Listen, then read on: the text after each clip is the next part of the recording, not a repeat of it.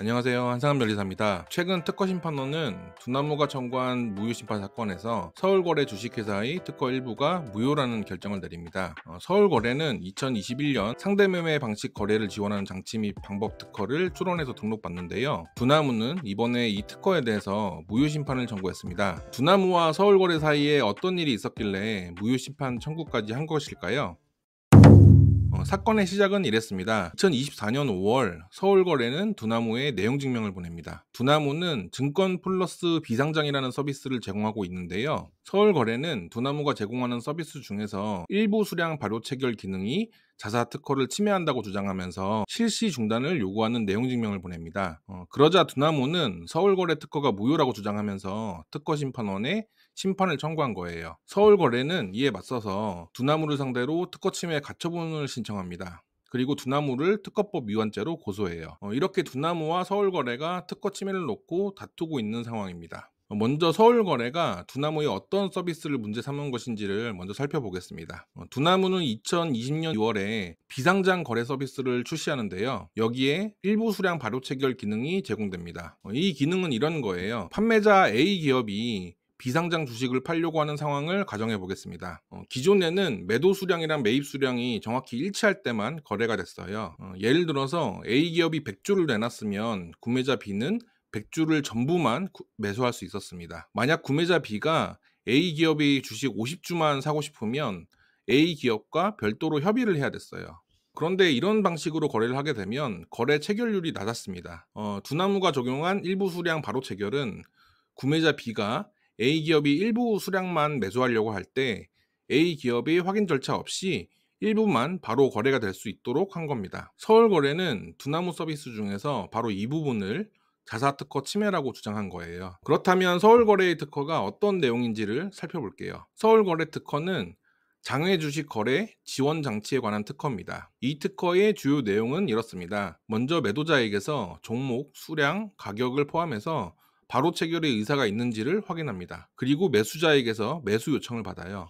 그런 다음에 양쪽의 요청이 일치하면 거래를 체결합니다. 매도자가 내놓은 수량의 일부라도 매도자에게 추가적인 확인 절차 없이 바로 거래가 체결되도록 하는 거예요. 제가 특허 내용을 보니까 이 특허의 핵심적인 특징은 바로 체결의 특징이 있는 것으로 보입니다. 서울거래는 이 특허를 2021년에 특허 신청해서 2023년에 특허 등록을 받습니다. 아마 여러분들 중에는 바로 결제가 왜 특허가 되느냐 이런 생각을 하시는 분들도 계실 것 같습니다. 바로 결제가 지금은 우리가 흔히 쓰고 있는 기술이기 때문일 건데요. 우리가 쿠팡이나 쇼핑 앱을 쓸 때 요즘에는 다 바로 결제 기술을 적용하고 있죠. 카드 정보나 결제 관련 정보를 저장해 놨다가 한 번만 누르면 그 결제 정보로 구매까지 완료됩니다.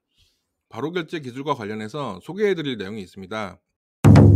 바로 아마존의 원클릭 특허인데요. 아마존은 1997년 9월 12일 시장의 판도를 완전히 바꾸는 특허를 신청합니다. 바로 통신 네트워크를 통해서 물품을 주문하는 방법 및 시스템 특허인데요. 이 기술은 구매자의 미리 저장되어 있는 지불 정보를 이용해서 사용자가 단 한 번의 클릭만으로 주문부터 결제까지 완료되도록 하는 기술이에요. 특허에는 클레임이라고 하는 부분이 있습니다. 특허의 범위를 정의하는 부분이에요.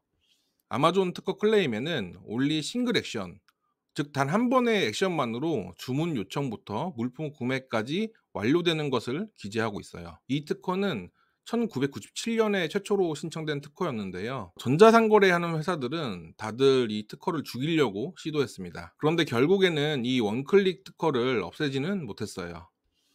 애플도 애플 스토어에 이 원클릭 특허 기술을 적용합니다. 애플이 원클릭 특허에 지불한 돈만 수백만 달러에 이른다고 해요. 이 원클릭 특허는 가치를 추산해 보니까 무려 2조 9천억이 된다고 합니다. 엄청나죠? 아마존의 원클릭 특허는 2017년 9월 12일에 만료됐어요. 최근에는 그 쇼핑이나 배달앱 같은 온라인 결제에는 전부 다 이 기술이 적용되고 있죠. 아마존은 이 특허를 1997년에 냈다고 하니까 정말 대단한 것 같습니다. 만약에 이 특허가 만료되지 않고 지금도 살아있다고 하면 와 진짜 로열티가 엄청 났을 거예요. 다시 두나무 사건으로 돌아와 보겠습니다. 두나무는 처음에는 서울거래 특허 중에서 일부 청구항에 대해서만 특허 심판을 청구합니다. 아마 특허를 이제 분석해 보니까 자사 이제 서비스에 꼭 문제가 될 것 같은 청구항만 골라서 청구를 한 것 같아요. 그런데 이후에 서울거래가 가처분 신청을 했는데 두나무에 이제 신청한 내용을 보니까 심판을 청구하지 않은 청구항이 있었나 봐요. 그래서 두나무는 추가로 또 무효 심판을 청구합니다. 심판원은 두나무의 손을 들어줍니다. 서울거래의 특허 일부가 무효가 되어야 된다고 봤는데요. 심판원은 서울거래의 특허가 2001년에 특허로 공개된 기술과 그리고 2009년 미국에서 공개된 기술에 비해서 진보하지 않다고 판단했습니다. 서울거래의 특허에서 즉시 체결이라고 하는 기능은 자동 매매 방식에 널리 쓰이고 있는 기능이라고 판단됐어요. 서울거래는 이번 심결에 대해서 특허법원에 소송을 제기할 것으로 보입니다. 서울거래는 특허침해 가처분 신청과 특허법 위반죄로 두나무를 고소한 상황입니다. 그런데 이렇게 특허로 한참 소송이 진행 중일 때 특허가 무효라고 이렇게 판단이 나오면 어떻게 될까요? 특허가 무효라는 판단이 나왔어도 그게 최종적으로 확정이 되기 전까지는 유효한 것으로 취급됩니다. 이번에 서울거래 특허가 무효라는 심결이 나오긴 했지만 아직 확정이 된 것은 아니에요. 다만 특허가 무효될 것이라고 인정되면 특허권을 행사하는 것에는 제한이 걸립니다. 법원은 이제 곧 무효가 될 특허권은 행사해서는 안 된다는 입장입니다. 가처분 신청 사건에서는 특허가 만약에 무효라는 심결이 나게 되면 보전의 필요성이 없다고 봐서 기각하는 결정을 합니다. 만약에 특허가 무효라는 결론 자체가 바뀔 수도 있겠죠. 그러면 본안 소송을 통해서 해결해야 됩니다.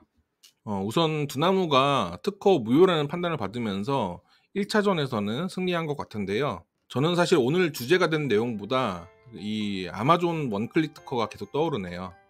특허 한 개의 가치가 무려 2조를 넘는다고 하니까 정말 대단하죠. 오늘 영상은 어떻게 보셨나요? 영상 하단에 좋아요 눌러주시면 또 힘내서 다음 영상도 준비해 보겠습니다. 오늘도 시청해 주셔서 감사합니다.